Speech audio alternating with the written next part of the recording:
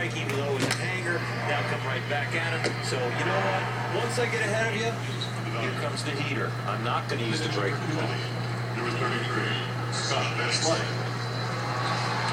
And we'll have another pinch hitter as Scott Van Slyke, the son of Andy Van Slyke, is going to come up and hit for Adam Kennedy.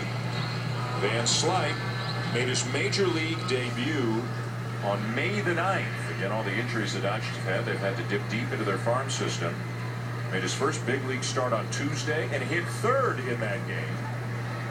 Had a single in his first major league at-bat, had a 2-run double in his second major league at-bat. Now look at the numbers he was putting up at AAA at the time of his call-up. And the trickle-down effect with the Dodgers injuries is the guys that are usually pinch hitting are playing, and they had to dip into their farm system, as you said, Dan, to get their pinch hitters. This is a tough situation. These young guys are used to playing every day in the minor leagues. Now you come up and pinch hit, that's tough. Van Slyke, 25 years of age, 6'5", 250. Herrera at second, Abreu at first, 2 down. Bottom 7, 2-run game.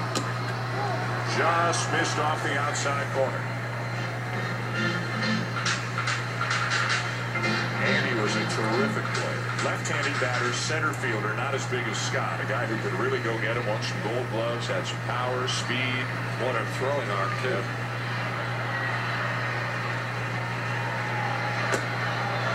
2-0. Andy was already a good outfielder, and then when he was with Bill Vert, long-time manager, that turned him into a great outfielder. Bill Vert could teach outfield better than anybody I've ever seen in my life.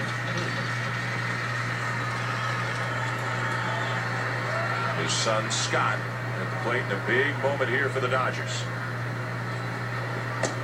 Outside again, ball 3 with James Loney on deck.